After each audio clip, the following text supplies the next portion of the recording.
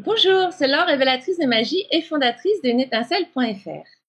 Aujourd'hui, j'accueille Laurence. Donc, Laurence, tu es coach professionnel. Tu as fondé la Pause Coaching, donc laposecoaching.com, et tu vas nous parler de deux sujets que je trouve vraiment passionnants, en plus d'autres sûrement qui vont arriver au cours de la discussion, mais qui sont celui de la communication saine et avant ça, celui du changement, de l'accompagnement ou de la conduite au changement, et particulièrement du changement quand on arrive dans un nouveau pays, puisque ça a été ton cas, et que c'est un sujet justement que je retrouve beaucoup, je croise beaucoup de gens qui sont expatriés ou qui bougent beaucoup, donc je pense qu'il peut intéresser de nombreuses personnes. Donc, avant qu'on arrive là-dessus, justement, est-ce que tu peux nous raconter un peu ton parcours, comment tu es arrivé à être coach, comment tu es arrivé au Québec, puisque donc tu es au Québec actuellement, et nous expliquer un peu tout ça. Ok, tout d'abord, bonjour Laure, merci de ton invitation à ce partage aujourd'hui. Comment je suis arrivée au Québec et à être coach, pour pas te raconter toute ma vie en détail. Moi, je suis donc française. J'ai grandi et vécu en France pendant pas mal d'années, jusqu'en 2014. Où là, je travaillais comme éducatrice spécialisée dans le secteur de la protection de l'enfance, donc dans le secteur de la relation d'aide. Et le déménagement et l'arrivée au Québec, à Montréal, ça a été une opportunité. Et ça, je prononce le mot parce que pour moi, c'est très lié au changement. C'est deux mots qui vont ensemble. Si on considère le changement comme une opportunité, ça en devient vraiment une et on peut la saisir, cette opportunité-là. Et avec mon mari, nos enfants, c'est comme ça qu'on a vécu ce déménagement à Montréal, parce que c'était une opportunité qui était offerte à mon mari d'aller travailler à Montréal, dans l'entreprise dans laquelle il était, qui avait une filiale au Québec. C'est donc dans ce contexte-là qu'on est arrivé à Montréal. Moi, j'ai quitté mon emploi d'éducatrice où j'accompagnais des parents dans le secteur de la protection de l'enfance en France.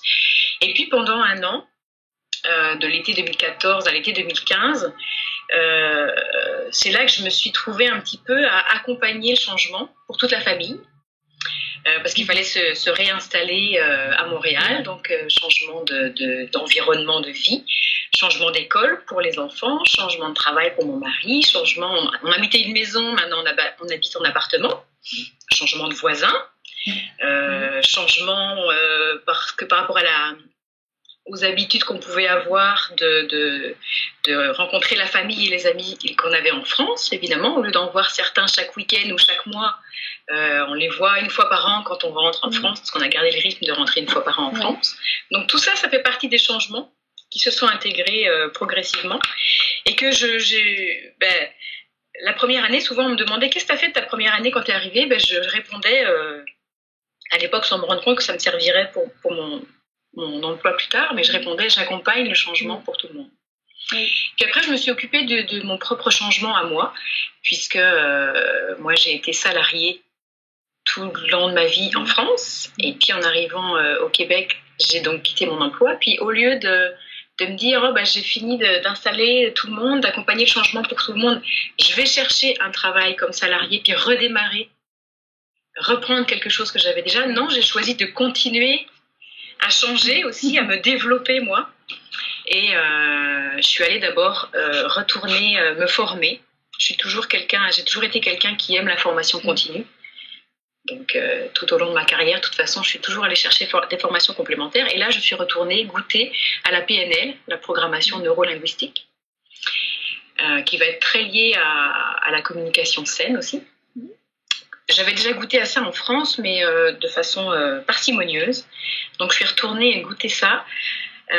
Puis, je suis tombée dans le pot de miel de la PNL. Et puis, j'ai fait une base 3 jours. Et puis après, j'ai fait tout le cursus, qui est plus de 1000 heures de formation, qui m'a amenée à la certification de coach professionnel en PNL. Un coach professionnel certifié en PNL. En PNL, ouais. Ce qui m'a conduit au changement suivant, qui était qu'est-ce que tu fais avec ça maintenant que tu as ça en plus dans ton bagage? Au lieu de proposer ces services-là puis d'être salarié avec ce bagage-là, j'ai choisi de monter mon entreprise de coaching. Donc, je suis désormais auto-entrepreneur, ce qui est mon dernier changement en date. Un grand changement aussi.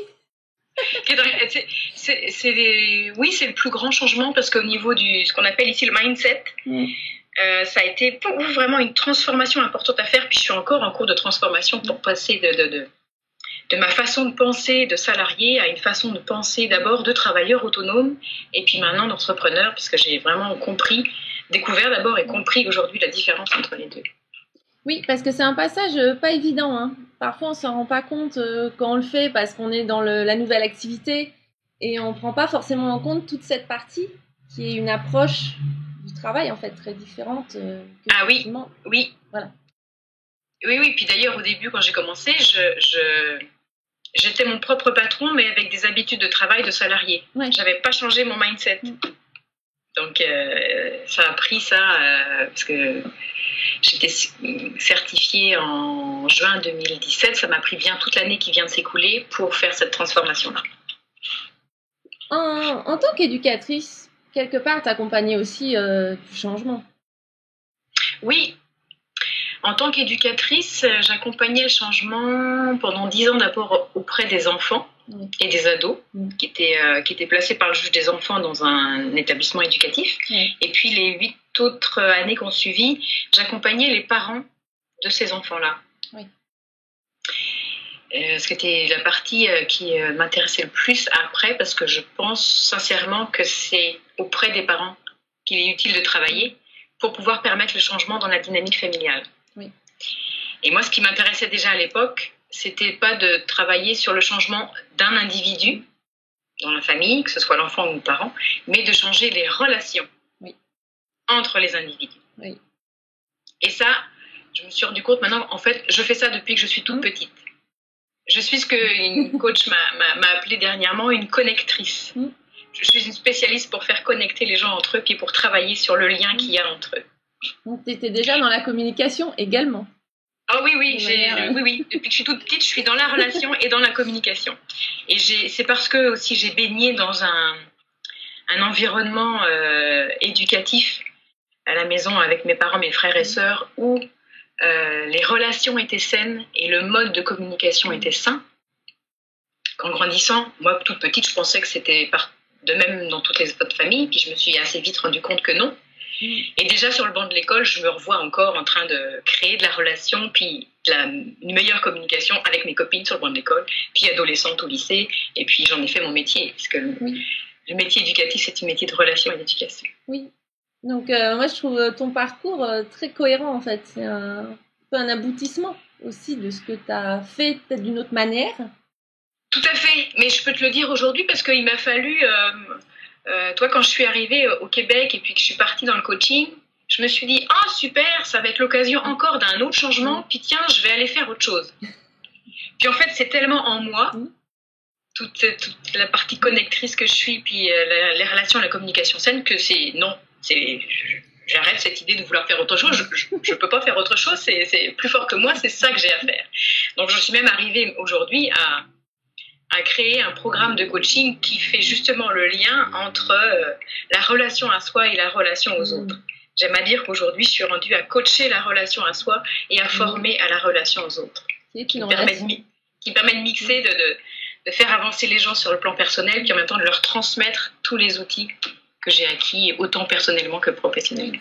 Oui, parce que tu avais fait aussi de la systémique, tu m'avais dit, il me semble.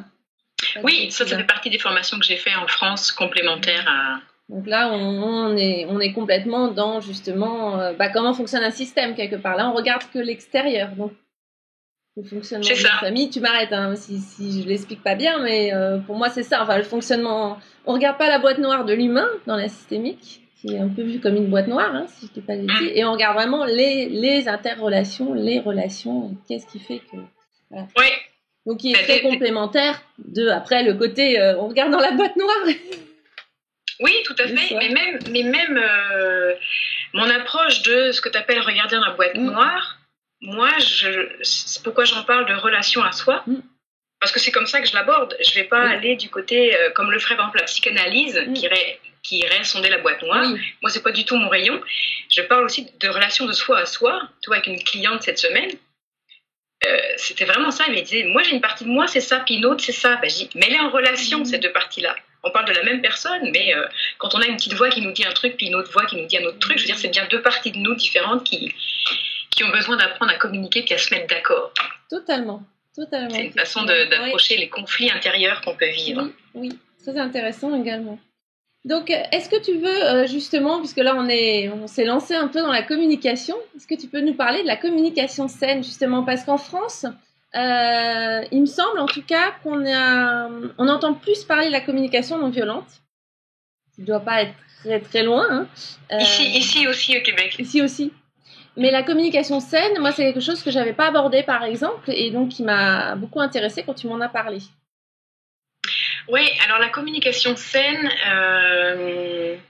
je ne sais pas si c'est vraiment un concept en soi, comme ça a été un peu labellisé, si je puis dire, pour la communication non violente. C'est un terme que j'ai repris, qui m'a beaucoup inspiré, que j'ai pris justement de Jean-Paul Fluteau, qui est le formateur auprès de qui je me suis formée en systémie appliquée aux systèmes éducatifs et sociaux. Et puis auprès de Jacques Salomé, qui est un grand, qui est connu en France quand même. Oui. Et ces deux personnes-là m'ont beaucoup inspirée dans le cheminement que j'ai eu, puis celui que je choisis d'avoir aujourd'hui. Et ils utilisaient tous les deux ce terme-là. Et la définition que j'en ai, moi aujourd'hui, que je donne à ceux qui me posent la question, c'est quoi une communication saine? C'est une façon de communiquer qui nous permet de nous mettre en relation avec l'autre plutôt qu'en réaction contre l'autre. Et je suis arrivée à cette définition-là justement en tirant des éléments de ce que Jean-Paul Fluteau m'a appris, puis de ce que Jacques Salomé enseigne également. Parce que c'est vraiment, pour moi, le point de départ. Quelqu'un qui vient me voir et qui veut travailler justement en communication saine, je commence avec ça. Et souvent, ça fait la différence puisque beaucoup de personnes me viennent, puis les exemples de communication dans lesquels ils ne sont pas satisfaits, c'est que des exemples de communication où ils se sont positionnés, consciemment ou inconsciemment, en réaction contre ce que l'autre a dit ou a fait. Et c'est ce qui provoque, en effet miroir, une réaction en contre de la part de l'autre aussi. Donc tout ce que j'apprends, je transmets, puis que toutes les prises de conscience que je permets à mes clients de faire, c'est dans le sens d'aller créer, de découvrir comment ils peuvent entrer en relation avec l'autre, surtout quand ils ne sont pas d'accord avec. Parce que quand on est d'accord avec l'autre, c'est pas trop un problème. Mais quand on n'est pas d'accord ou qu'il y a des conflits, ça se complique un peu. Ça me fait penser à quelque chose qui, je pense, est une difficulté et que j'ai pu avoir aussi et auquel je fais attention, c'est le besoin d'avoir raison à un moment donné, tu sais, de rester campé justement sur tes positions, alors qu'en fait, tu t'en fiches un peu de tes positions. C'est ça le pire, hein. C'est là, parce que quand c'est très important, ok, pourquoi pas, mais parfois tu restes juste campé parce que tu as ce besoin d'avoir raison et donc tu te mets effectivement en réaction, alors que dans les faits, ça n'a aucune importance. Et c'est savoir prendre ce recul et dire, mais en fait, et effectivement, tu rentres dans une boucle où chacun en face doit avoir raison, et pour quelque chose de complètement... Ouais, mais quand on peut être dans cette comment on appelle ça, cet instinct peut-être, ou cette habitude de réagir juste pour avoir raison, c'est qu'en arrière, depuis longtemps, il peut y avoir ce besoin qui n'est pas reconnu. C'est Jacques Salomé qui parle des 4 besoins fondamentaux, celui d'être reconnu, d'être entendu, d'être respecté, puis de s'affirmer. Et quand on est en mode réaction, souvent c'est parce qu'il y a un de ces besoins-là finalement en arrière qui n'est pas comblé. Et ça peut remonter à longtemps, puis adulte, on peut rester avec ce vieux réflexe de réagir. Et des fois, quand c'est pas ancré trop profondément, c'est assez facile de changer ça dès lors qu'on prend conscience qu'il suffit juste de commencer par être en position d'accueil de ce que l'autre dit, juste l'accueillir, et ça prend des fois juste s'autoriser à prendre une grande respiration, puis à l'écouter juste en respirant, puis si on a envie de répondre, de se taire, de faire la démarche volontaire de se taire, puis seulement après se mettre à parler. Ça prend tout ça. Mais c'est beaucoup plus simple en fait que ça en a l'air. Dès lors qu'on a cette ouverture ben là, je vais faire le lien avec le changement. Dès lors qu'on a cette ouverture et cette curiosité à aller regarder, et si je changeais ma façon de communiquer, qu'est-ce que ça pourrait donner? Bien sûr. Et ça apprend effectivement, comme tu le dis, beaucoup de choses sur soi, parce que c'est des réactions par rapport à soi. C'est des réactions de protection, comme tu le dis. Là, en réalité. Oui. D'où l'importance de travailler d'abord ensemble, en même temps, je pense concomitamment, la relation à soi et la relation aux autres. Oui. Parce que je donne aussi, par exemple, des ateliers en communication saine, où là, je donne plutôt des outils. Et je me suis rendu compte que c'est inefficace si je donne des outils à des gens qui ne savent pas s'en servir. C'est comme de donner un nouveau marteau à un charpentier pour monter une maison et puis l'habituer à fonctionner avec ces types de marteaux-là. Qu'est-ce que tu veux qu'il fasse avec celui-là si personne ne lui apprend à s'en servir et si personne ne lui apprend à déconstruire sa façon habituelle de construire une maison pour maintenant pouvoir se servir du nouveau marteau. Tout à fait.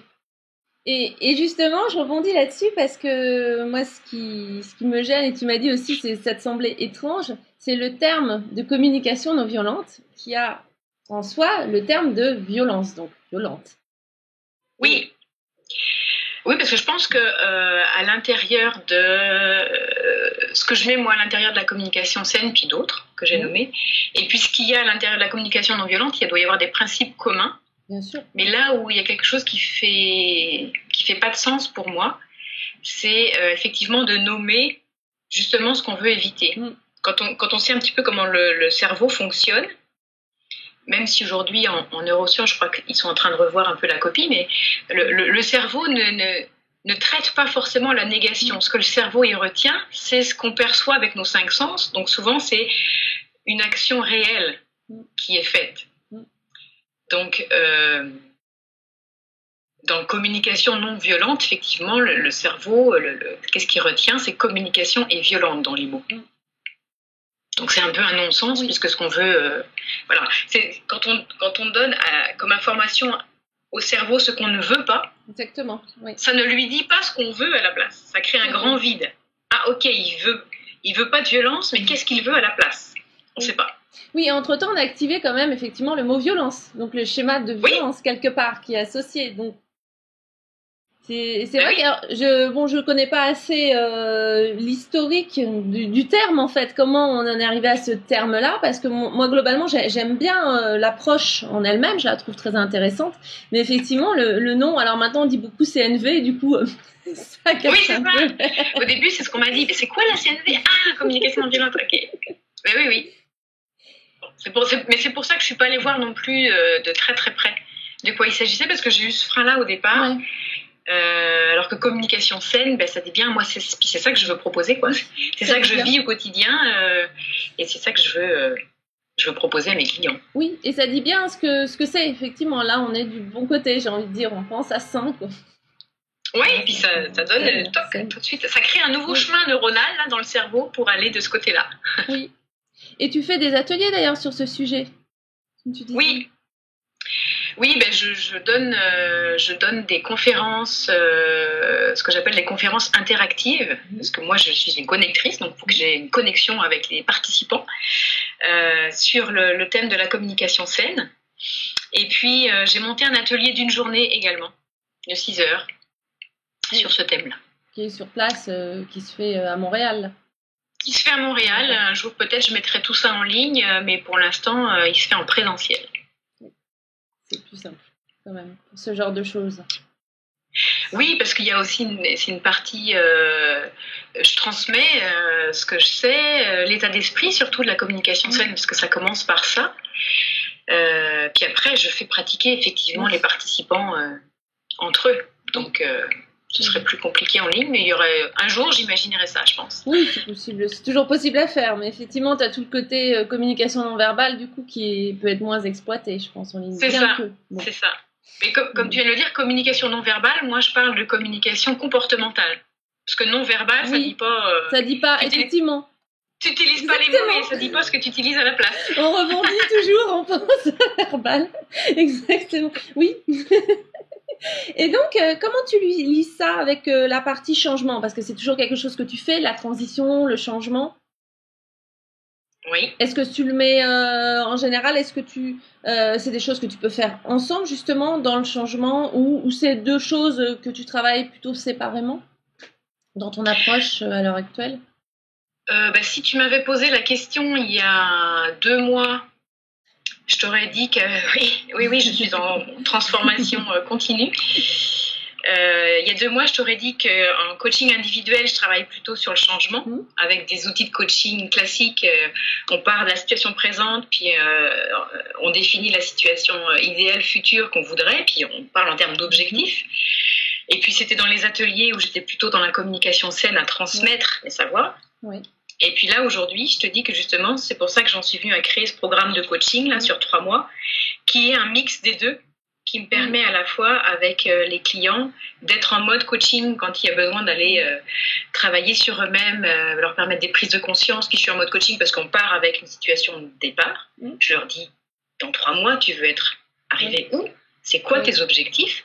Mais les objectifs, on parle les objectifs par rapport à leurs défis relationnels. C'est-à-dire que je cible maintenant mon approche coaching par rapport à ça. Oui. Et mon programme, d'ailleurs, s'appelle « Communiquer sans plus rien laisser sous le tapis ». Pas mal. Oui. Ce qui fait que ça me permet à la fois de les coacher là-dessus et puis, au fur et à mesure des besoins, de leur fournir les outils dont je dispose dans ma boîte à outils.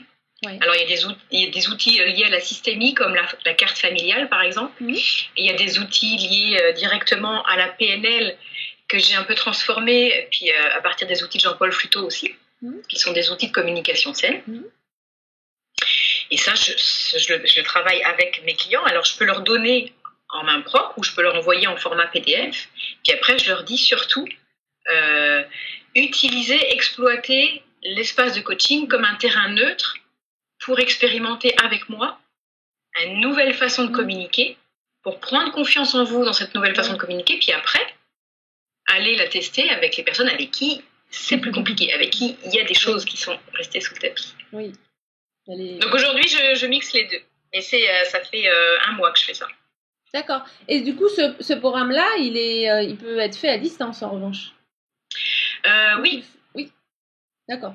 Oui, ce programme-là, il peut être fait à distance. Et puis mon objectif, c'est à l'automne de cette année 2018 ou début 2019, je pense que je vais mettre en vidéo tout ce que je peux transmettre, tout ce qui est de l'ordre du savoir, donc où je dis la même chose à tout le monde, pour optimiser au maximum les séances de coaching par rapport aux thématiques individuelles de chacun. Ouais. C'est bien, je te pose cette question-là parce que autant je trouve qu'effectivement le présentiel c'est autre chose, ça permet quand on est en face de la personne, bon, c'est différent, ça effectivement. Mais c'est vrai que quand tu aimes ce que quelqu'un fait et la manière dont il approche les choses, c'est chouette aussi de pouvoir travailler avec lui même s'il est justement loin. Donc oui. Puis aujourd'hui, je viens de terminer justement avec une cliente qui était en France là. Et elle a beaucoup aimé, et le fait de faire ça en ligne n'a pas du tout été un frein, a plutôt été un support super utile. On s'est entendu malgré aussi le décalage horaire, c'était parfait, elle était très très satisfaite de son coaching et ça a été une belle expérience pour moi aussi. Oui. Donc c'est bien, je vais développer les deux côtés. Avoir les deux, oui. Et donc, à l'heure actuelle, le changement, donc tu le fais effectivement plus dans le coaching individuel. Tu fais pas d'atelier là-dessus, sur les outils où ça peut t'arriver. Un atelier spécifique sur ce que c'est que le changement? Sur par exemple, ou sur un changement spécifique. Là, je t'en parle comme ça me vient, mais justement, des gens qui arrivent dans un pays, qui ont besoin de s'adapter à la culture, peut-être, à voir comment... par rapport à ton vécu aussi, parce que c'est bien d'avoir... c'est des outils, mine de rien, même si une partie était personnelle, c'est des outils aussi que tu... Tout à fait. J'ai pas choisi cette option-là. Pour 2 raisons, je pense. La première, c'est que j'ai vu qu'il y avait déjà...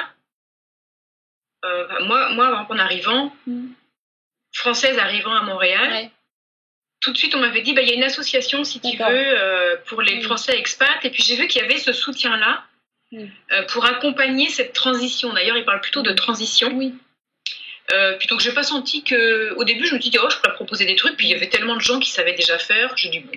Et puis, une fois que moi, j'ai vraiment fait le choix de mixer ça avec qui je suis depuis le début, puis avec les relations et la communication saine. Du coup, je choisis, moi, le programme, quand je le présente aujourd'hui, puis c'est vrai, c'est ça, je dis aux clients, est-ce que vous êtes prêts? Parce que c'est une transformation que je vous propose. Donc, le changement, c'est là qu'il est. Je n'utilise même pas... C'est plus fort aujourd'hui. C'est même pas le changement que je leur propose, c'est une transformation. Une transformation d'eux-mêmes dans leur façon de communiquer, puis une transformation de leurs relations.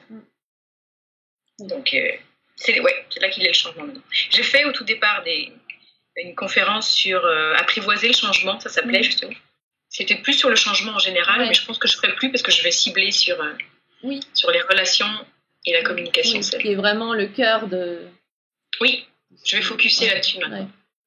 Et justement, tu m'avais parlé quand on avait échangé toutes les deux de ta vision de l'accompagnement que j'avais beaucoup aimé. La manière en tout cas dont tu le racontais. Donc est-ce que tu peux nous j'aime que tu me poses cette question-là parce que c'est vrai que ça en dit long sur mon cheminement. Quand j'étais éducatrice en France, j'étais dans le secteur de la relation d'aide. Et justement, la relation d'aide, je trouve, on est dans une relation que je trouve biaisée maintenant parce qu'il y a le professionnel qui sait et puis la personne aidée qui ne sait pas forcément ou qui est en difficulté. Puis ça induit un rapport, en tout cas pendant longtemps en France, j'espère que ça a changé depuis. Je trouvais qu'il y avait souvent un rapport de quelqu'un qui était plus haut que l'autre. Et celui qui demande de l'aide, finalement, il se retrouve en position basse par rapport au professionnel qui est censé avoir les clés de comment il va aider l'autre. Et dans la relation d'aide, des fois, on se trouvait dans une position où soit on est devant la personne puis on la tire, soit on peut se retrouver derrière la personne puis on la pousse, soit on va se retrouver en position de soutien, donc on se positionne en dessous puis on soutient comme on peut, soit on pourrait des fois avoir l'impression d'être justement le professionnel qui sait puis on va être au-dessus puis on va écraser un peu. C'est un peu schématique, mais je trouve que c'est assez révélateur. Et le coaching m'a beaucoup plu parce que justement pour moi aujourd'hui, c'est la méthode d'accompagnement qui m'a permis de sortir de ce schéma-là pour me placer vraiment côte à côte avec la personne, avec le client. Et d'ailleurs, l'image que j'ai mise sur mon site actuel, c'est l'image de 2 Adirondacks. Les Adirondacks, c'est des fauteuils québécois qui sont côte à côte, comme ça, puis qui regardent dans la même direction. Et c'est exactement ma vision du coaching et de l'accompagnement qui me correspond mieux. C'est que je propose à mes clients d'avancer ensemble dans la direction qu'ils ont choisie. Ça veut dire qu'entre nous, il n'y a pas de position basse ou de position haute. On est au même niveau. Et je leur dis, est-ce que vous êtes prêts? Parce qu'on va se transformer ensemble, finalement. On va s'élever ensemble. On va changer de niveau ensemble dans la direction que vous choisissez. Et c'est cette position de côte à côte, d'être aux côtés d'eux, qui fait pour moi toute la force du coaching et de l'accompagnement. C'est en tout cas ma vision de l'accompagnement. De toute façon, étymologiquement, accompagnement, ac en latin, ça veut dire avec, à côté, quoi. C'est dans le mot déjà. Oui. C'est une belle image. Donc, c'est pour ça que j'ai arrêté de dire j'aide mes clients à. Non, je les aide pas à, je les accompagne à. Et ça donne, parce que même dans le mot, ça donne toute la. Moi, je crois beaucoup dans le pouvoir des mots. Et en disant ça, de toute façon, je permets aussi au client de prendre toute sa responsabilité, toute sa part de responsabilité dans le processus de coaching dans lequel il s'engage. C'est lui qui est responsable de ses résultats et moi, je suis responsable du processus dans lequel je lui propose d'aller. Alors que quand on est dans l'aide, on déresponsabilise un peu l'autre. À mon avis, c'est un avis très personnel que je te propose. Dans le terme, dans le mot en tout cas, le mot. Oui, dans le mot, il y a un rapport de celui qui sait, celui qui ne sait pas. Celui qui a besoin d'aide et puis celui qui peut l'apporter. Est-ce que tu travailles justement, c'est ce que tu viens de dire qui me fait rebondir là-dessus, sur la puissance des mots, justement, des mots que tu vas employer selon un peu le moment ou selon tes émotions. Moi, je vois souvent, tu vois, avec des clients des termes, par exemple, qui peuvent être très forts, et si tu leur fais remarquer, tu fais rabaisser déjà un peu le terme employé, on apaise déjà. Tu vois, je te donne un exemple, ça m'a fait... Oui. Oui, en PNL, on appelle ça faire baisser la charge émotionnelle. Ou justement, quelqu'un qui te dit je suis rouge de colère.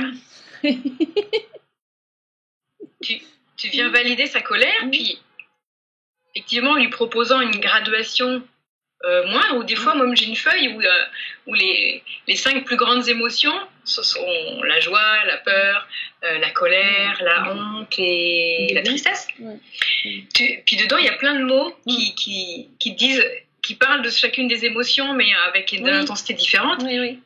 Tu connais, souvent les clients disent « Ah oui, je suis rouge de colère », mais je dis « Si t'en avais un autre, si t'en prenais un autre d'une intensité moyenne, ambiguïté à intensité forte, ça donnerait quoi ?» Puis effectivement, ça fait baisser la charge émotionnelle, puis ça fait déjà toute une différence. Oui, tout à fait. Le pouvoir des mots, si tu aimes aussi ça, il y a...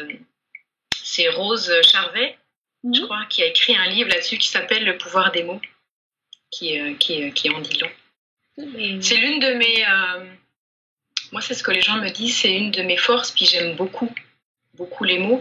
Et ce que je propose justement en communication saine, il y a toute la partie intention saine à avoir quand on est en communication, puis quand on veut entrer en relation. C'est d'abord l'état d'esprit, l'intention. Après, il y a toute la partie qui concerne les émotions, qui sont toutes saines. C'est juste la façon dont on les exprime qui peut ne pas être tout à fait adaptée. Et justement, après, c'est comment on peut avoir un comportement sain qui va avec. Et dans la partie, justement, communication verbale, là, je me délecte, parce que c'est une partie que j'aime beaucoup, à transmettre aux personnes comment reformuler, comment s'exprimer verbalement et comment prendre conscience du pouvoir que les mots ont sur les émotions qu'on ressent. Oui. Déjà, rien que sur soi, effectivement, comme tu disais, part de soi, pas uniquement sur les autres, mais rien que sur la manière dont on va se sentir nous-mêmes. Ah oui. Ah oui. Ah oui, moi j'ai des personnes qui parlent avec beaucoup plus de violence d'eux-mêmes, de leur relation même à eux-mêmes, que de leur relation aux autres. C'est impressionnant. Donc ça prend de transformer ça d'abord. Il s'agit de déconstruire quelque chose qui a un lien qui a été créé pendant un temps pour en construire un nouveau, plus constructif justement. Ouais, je trouve vraiment que ce sont des outils, des approches, parce que c'est au-delà de l'outil, qui sont vraiment très intéressantes à intégrer dans sa vie chez n'importe qui en fait, parce que c'est quelque part, c'est quelque chose de, ça devrait être basique, ça l'est pas. Mais ah oui, tout à fait. Oui, c'est à utiliser au quotidien dans n'importe quel type de relation. Exactement. En partant effectivement de soi, avec les autres, avec sa famille, avec plus à tous les niveaux en fait. Donc on part du centre de soi et puis on va foup. Et... Oui. Puis je crois la clé, enfin la première chose, là je suis en train d'écrire un e-book qui sera sur les 7 piliers justement de la communication saine. Ouais. Et le premier, celui que j'ai mis en numéro 1, c'est vraiment l'intention. La première chose à aller regarder, c'est avec quelle intention on entre en relation avec l'autre, on veut communiquer avec l'autre. Parce que le pouvoir de l'intention est énorme. Ce qui se passe déjà une communication sur le plan de l'énergie qu'on dégage. Bien sûr. Quand il sera fini ton e-book, surtout tu me l'enverras, je le mettrai sous les vidéos. Ok. Je rajouterai le lien sous les vidéos parce que ça va. Je pense que ça va intéresser. Oui. Je suis vraiment contente je pense que je vais l'avoir fini la semaine prochaine. Ah bah oui.